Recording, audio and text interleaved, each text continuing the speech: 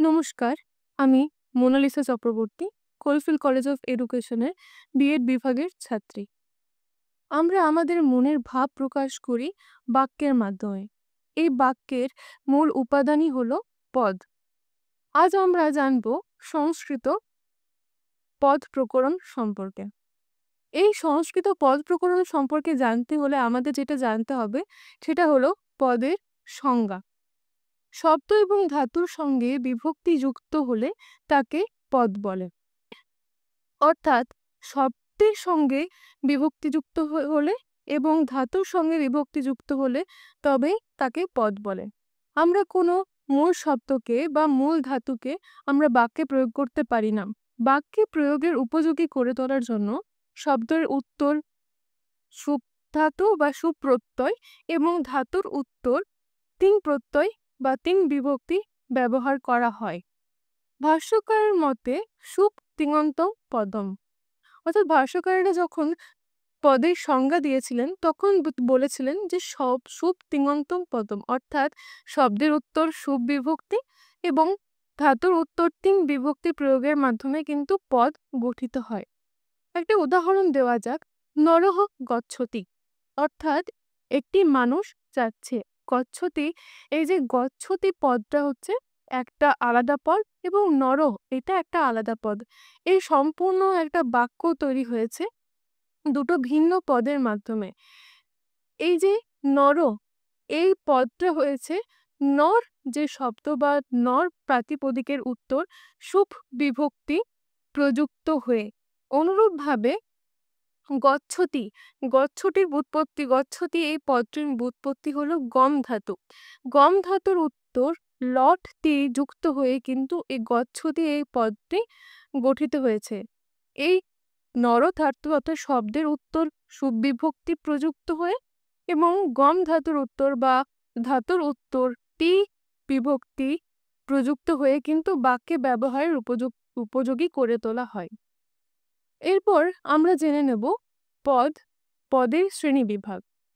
আমরা দেখলাম আগে যে শব্দের উত্তর সুবিভক্তি প্রযুক্ত হচ্ছে, তাহলে যে শব্দের উত্তর যে সুপ্রযুক্তি বিভক্ত হয়ে যে পদগুলো গঠিত হয় সেগুলো হচ্ছে নামপদ বা সুবন্ত পদ। আর যে ধাতুর উত্তর যে তিন বিভক্তি প্রযুক্ত হয়ে যে পদগুলো গঠিত হয় সেগুলি হলো ক্রিয়াপদ বা তিঙন্ত পদ। এই যে নামপদ, নামপদের উদাহরণ কি না, যে শব্দগুলো হয় যেমন নর শব্দ, নদী শব্দ, বাড়ি শব্দ, সেই শব্দগুলো কিন্তু আমরা সরাসরি বাক্যে প্রয়োগ করি না। ওই বাক্যে প্রয়োগের উপযুক্ত করার জন্য কিন্তু আমরা বিভিন্ন বিভক্তি প্রয়োগ করে থাকি। একই রকম ভাবে যে ধাতু, ধাতু মানে গম ধাতু, স্থা ধাতু, এই ধাতুর উত্তর কিন্তু আমরা তিন প্রত্যয় বা তিন বিভক্তি যুক্ত করে কিন্তু আমরা বাক্যে ব্যবহারের উপযোগী করে তুলি। তাহলে এই যে পদ প্রধানত দুই প্রকারের, সেটা হচ্ছে নামপদ এবং ক্রিয়াপদ। এই যে নামপদকে আবার আমরা চার ভাগে ভাগ করতে পারি: বিশেষ্য, বিশেষণ, সর্বনাম এবং অব্যয়। তাহলে সর্বমোট আমরা পদ কটা পেলাম?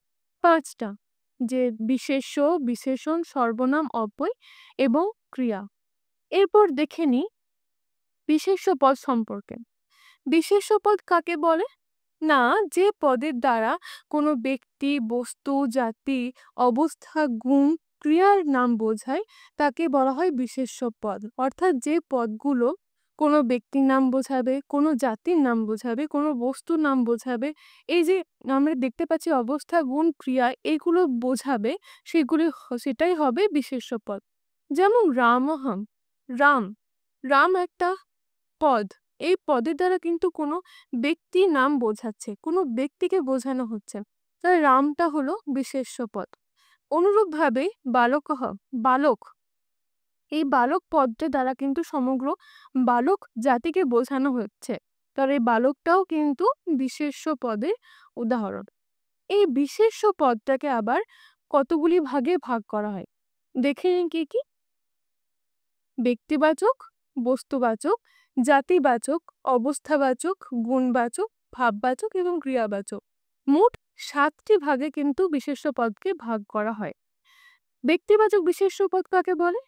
যে বিশেষ্য পদের দ্বারা কোনো ব্যক্তির নাম বোঝাবে সেটাই হচ্ছে ব্যক্তিবাচক বিশেষ্য পদ। যেমন রামঃ হরিহি, এই যে এই পদগুলো কিন্তু কোনো ব্যক্তির নাম বোঝাবে। এই যে নাম, নাম কিন্তু কোনো পুরুষ হতে পারে, কোনো মহিলা হতে পারে, কোনো শিশু হতে পারে। এই কোনো ব্যক্তির নাম হলে কিন্তু ব্যক্তিবাচক বিশেষ্য পদ হবে। এরপর বস্তুবাচক বিশেষ্য পদ, অর্থাৎ যে বিশেষ্য পদের দ্বারা কোনো বস্তুর নাম বোঝাবে সেটাই হবে বস্তুবাচক বিশেষ্য পদ। যেমন পুস্তকম, পুস্তকম শব্দের বাংলা অর্থ কি না বই বা পুস্তক। আমরা পুস্তক বলতে কিন্তু নির্দিষ্ট কোনো বস্তুকে বুঝি, তাহলে পুস্তকটা হবে বস্তুবাচক বিশেষ্য পদ। একইভাবে লেখনী, লেখনীয় বলতেও কিন্তু আমরা বস্তুবাচক বিশেষ্য পদই বুঝবো, কারণ লেখনীটা একটা বস্তুর নাম। এরপর জাতিবাচক বিশেষ্য পদ। জাতিবাচক বিশেষ্য পদ কোনটা না যে বিশেষ্য পদের দ্বারা কোনো জাতিকে বোঝানো হয় সেটাই হচ্ছে জাতিবাচক বিশেষ্য পদ। যেমন মানবঃ, এখানে মানবঃ এই পদটার দ্বারা কিন্তু সমগ্র মানব জাতিকে বোঝানো হচ্ছে, তাহলে মানব হলো জাতিবাচক বিশেষ্য পদ। এখানে আবার বিহগ, বিহগ শব্দের অর্থ হলো পাখি। বিহগ এই শব্দের এই পদের দ্বারা কিন্তু সমগ্র পক্ষী জাতিকে বোঝানো হচ্ছে, তাহলে বিহগ এটাও কিন্তু জাতিবাচক বিশেষ্যের উদাহরণ। অবস্থাবাচক বিশেষ্য পদ, যে বিশেষ্য পদের দ্বারা কোনো অবস্থা বোঝায় তাকে বলা হয় অবস্থাবাচক বিশেষ্য পদ। যেমন গ্রীষ্ম, দুর্যোগ ইত্যাদি।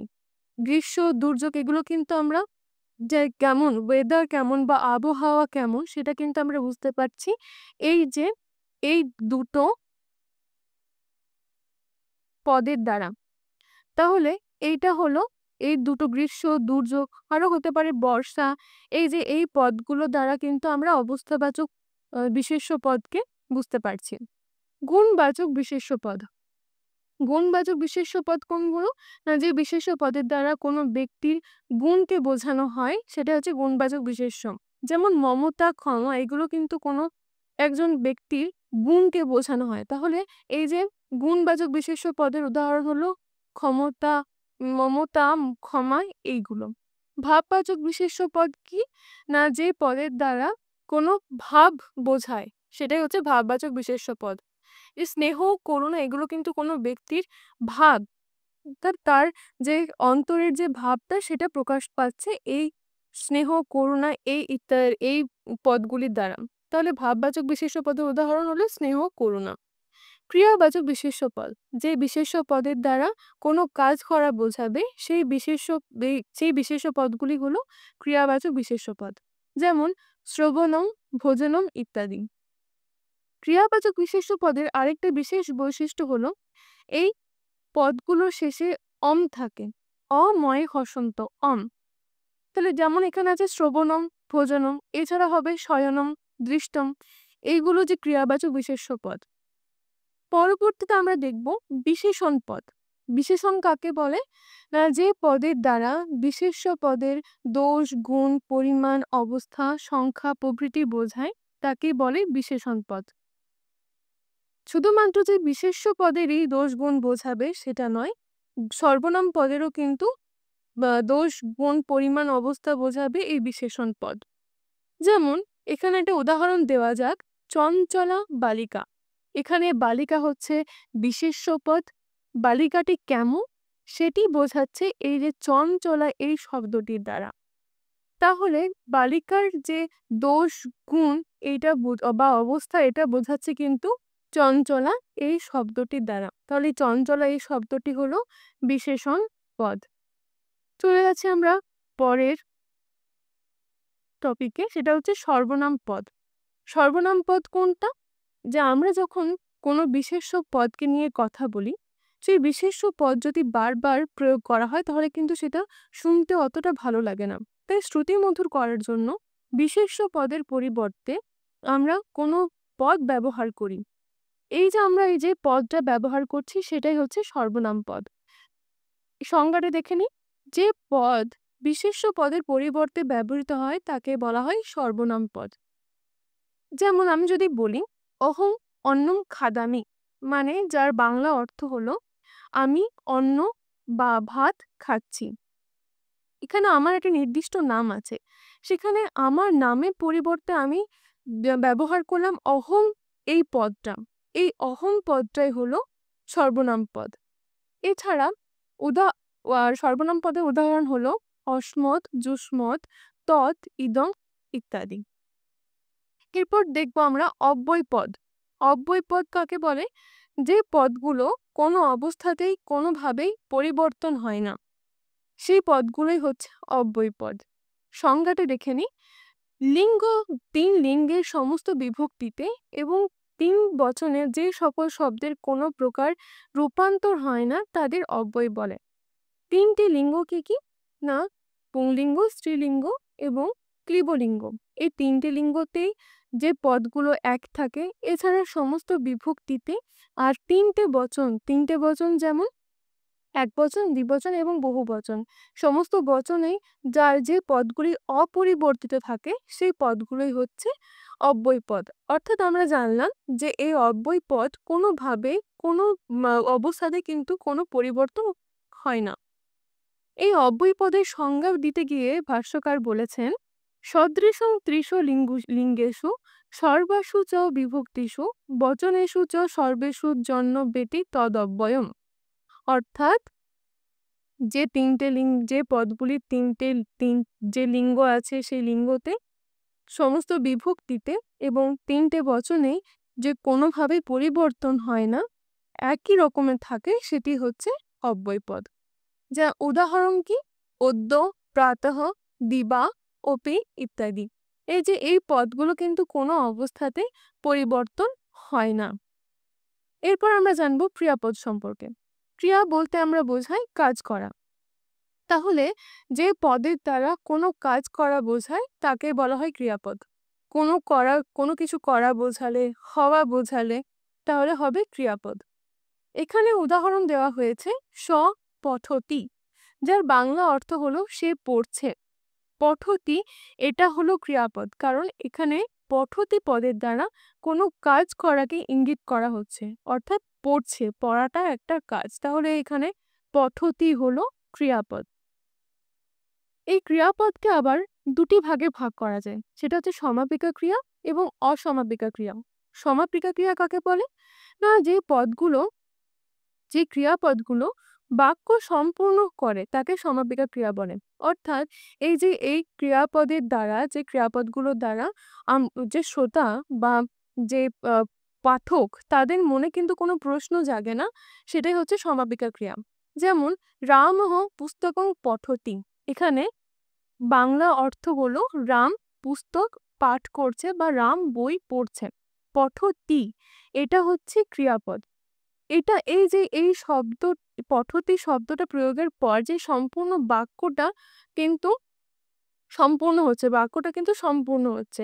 এরপরে কিন্তু পাঠকের মনে বা কোনো শ্রোতার মনে কিন্তু আর কোনো প্রশ্ন থাকছে না। এই সমাপিকা ক্রিয়ার সম্পূর্ণ বিপরীত হলো অসমাপিকা ক্রিয়া। এই ক্রিয়াপদগুলো ব্যবহার করার ফলে কিন্তু বাক্যটা সম্পূর্ণ হয় না, অসম্পূর্ণ থেকে যায়। ফলে পাঠকের যে মনে একটা জিজ্ঞাসা থেকে যায় যে কি বলা হচ্ছে বা কি লেখা হচ্ছে। যেমন একটা উদাহরণ দেওয়া যায়, পুস্তকং পঠিত্বা রামঃ গৃহং গচ্ছতি। এই যে পঠিত্বা, পট ধাতুর উত্তর টাচ প্রত্যয় যুক্ত হয়ে পঠিত্বা শব্দটা উৎপন্ন হয়েছে, পদটা উৎপন্ন হয়েছে। তাহলে পঠিত্বা মানে পড়ে রাম গৃহে যাচ্ছে। এখানে এইটা গচ্ছতি হচ্ছে একটা ক্রিয়াপদ, আর পঠিত্বা এটা হচ্ছে একটা ক্রিয়াপদ। এই যে পঠিত্বা যে ক্রিয়াপদটা আছে, তারপরে কিন্তু পাঠকের মনে বা শ্রোতার মনে একটা জিজ্ঞাসা থাকছে যে পুস্তক পাঠ করার পরে কি হচ্ছে। পঠিত্বা যদি আমরা রাম গৃহং গচ্ছতি যদি না বলা থাকে, তাহলে কিন্তু যদি শুধু পুস্তকং পঠিত্বা, তাহলে বাক্যটা কিন্তু অসম্পূর্ণ থেকে যাচ্ছে। সম্পূর্ণ হচ্ছে এই গচ্ছতি এই ক্রিয়াপদের দ্বারা। রামঃ গৃহং গচ্ছতি যদি না থাকে, তাহলে কিন্তু এই পুস্তকং পঠিত্বা এই অংশটা কিন্তু অসম্পূর্ণ থেকে যাচ্ছে। তাহলে আজকে আমরা জানলাম সংস্কৃত পদ প্রকরণের পদ কাকে বলে, পদের উদাহরণ, পদের বিভিন্ন শ্রেণীবিভাগ এবং তাদের সংজ্ঞা এবং উদাহরণ সম্পর্কে। ধন্যবাদ।